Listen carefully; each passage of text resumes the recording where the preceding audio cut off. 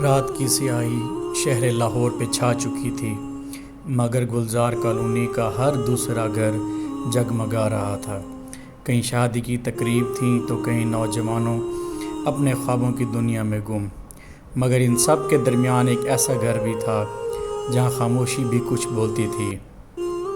زہرا امی کی آواز میں وہی سختی تھی جس سے زہرا ہر برسوں مانوس تھی۔ جی امی، زہرا نے اپنی دل کی دھڑکن سنبھالتے ہوئے جواب دیا۔ کتنی بار کہا ہے کتابیں کم پڑھا کرو، دماغ خراب ہو رہا ہے، تمہارا رات کے 12 بج گئے ہیں۔ امی نے چادر ٹھیک کرتے ہوئے کہا۔ زہرا نے آہستہ سے کتاب بند کی۔ کتاب کا نام تھا وصال کے زخم، لیکن سچ یہ تھا کہ زہرا کے دل میں جو طوفان مچا تھا وہ کسی کتاب کی وجہ سے نہیں بلکہ آفاق کی آنکھوں کی شدت کی وجہ سے تھا۔ آفاق، وہ شخص جو زہرا کی زندگی میں خاموشی سے داخل ہوا تھا۔ ایک دن جب کالج کی لائبریری میں زہرا کسی رومانوی ناول میں کھوئی ہوئی تھی، آفاق اس کے پاس آ کر بیٹھ گیا۔ محبت ہمیشہ زخم دیتی ہے یا کبھی شفا؟ آفاق نے بے تکلفی سے سوال کیا۔ زہرا چونک گئی، مگر دل کو اس کی آواز میں ایک عجیب سی کشش محسوس ہوئی۔ یہ کتابیں صرف خواب دکھاتی ہیں، حقیقت نہیں ہوتی۔ زہرا نے آنکھیں چراتے ہوئے کہا، تو کیا خواب دیکھنے کا حق بھی چھین لیا جائے؟ آفاق نے مسکرا کر کہا، یہ پہلا مکالمہ تھا، لیکن اس کے بعد ہر دن جیسے ایک نئی داستان لکھتا گیا، اور اب زہرا کی راتیں ان لمحوں کی یاد میں کٹنے لگیں جو وہ آفاق کے ساتھ گزارتی تھی، لیکن یہ سب چھپ کر پردے میں، جیسے محبت کی ایک بولڈ کہانی ہو جو صرف دل کی زبان سمجھتا ہے۔ رات کی وہ گھڑی جب شہر سو جاتا ہے، کچھ آنکھیں ایسی بھی ہوتی ہیں جو خواب نہیں حقیقت دیکھنے لگتی ہیں۔ زہرا کا دل کسی انجانے شور سے بے چین ہو رہا تھا۔ کمرے کی کھڑکی سے چاندنی اندر آ رہی تھی، مگر اس چاندنی میں آفاق کی آنکھوں کی وہ روشنی چھپی تھی جو دن بھر اس کا پیچھا کرتی رہی۔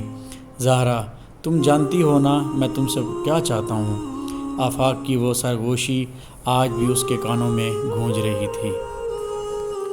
زہرا نے خود کو آئینے کے سامنے دیکھا، اپنی آنکھوں میں ایک ایسی چمک دیکھی جو صرف عورت بننے کے لمحے میں آتی ہے۔ وہ لڑکی جو کبھی خوابوں میں گم تھی، آج حقیقت کے لمس کو سوچ رہی تھی۔ اگلے دن جب دونوں کالج کے پیچھے والے باغ میں ملے، وہ لمحہ عام نہیں تھا۔ آفاق نے زہرا کے ہاتھ کو آہستہ سے تھاما، نہ اجازت مانگی، نہ وضاحت دی، بس آنکھوں کی خاموش زبان سے سب کہہ دیا۔ زہرا کا دل دھڑکنے لگا۔ یہ گناہ ہے؟ اس نے ہلکی سی آواز میں پوچھا۔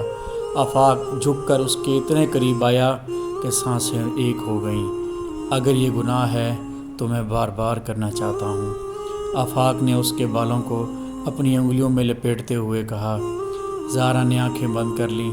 وہ لمحہ نہیں تھا، ایک آتش زدہ دعا تھی جو دونوں کو اپنے لپیٹ میں لے رہی تھی۔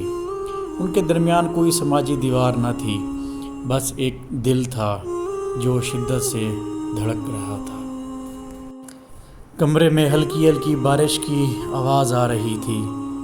باہر آسمان برس رہا تھا اور اندر دو دل اپنے اندر برسنے کو تیار تھے۔ آفاق نے دروازہ بند کیا۔ زہرا کی سانسیں اکھڑ رہی تھیں، جیسے ہر قدم اسے کسی نئی دنیا کی دہلیز پر لا کھڑا کر رہا ہو۔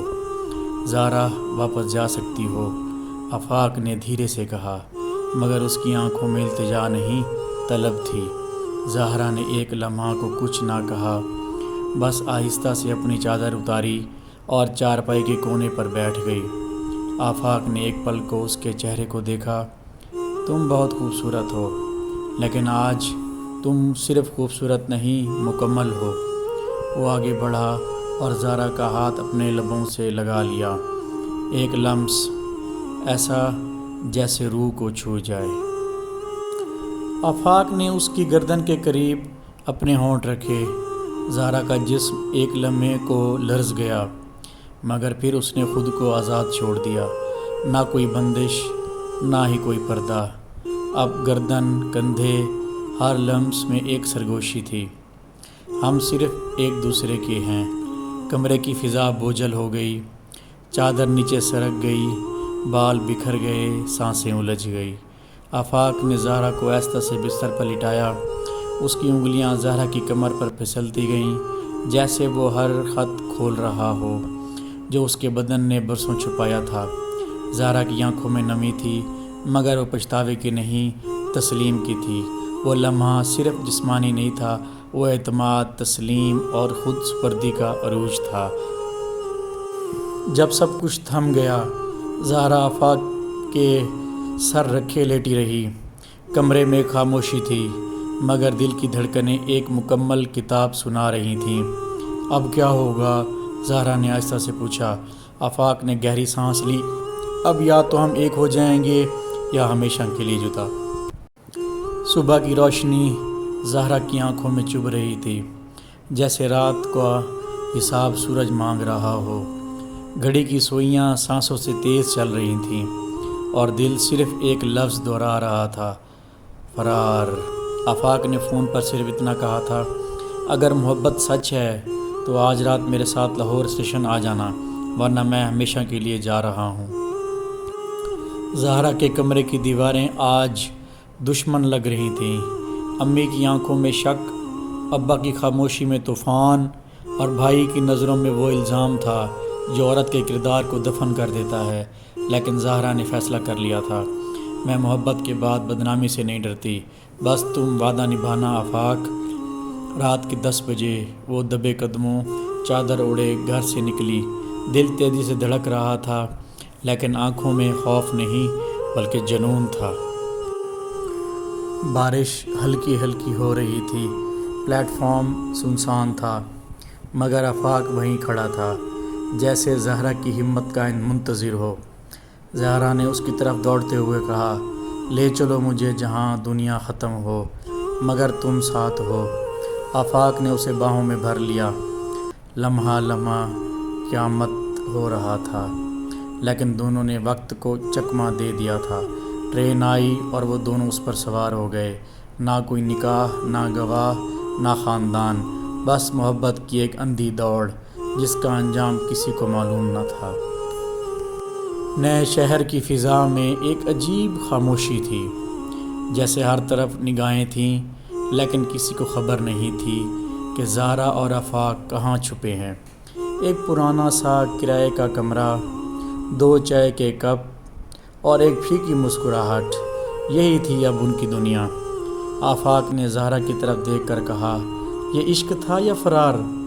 زہرا نے ہلکی سی ہنسی، مگر اس کے چہرے پر وہ روشنی نہیں تھی جو عشق کے آغاز میں ہوا کرتی ہے۔ یہ عشق تھا، لیکن شاید دنیا کے خلاف اتنا بڑا نہیں جتنا ہم نے سمجھا۔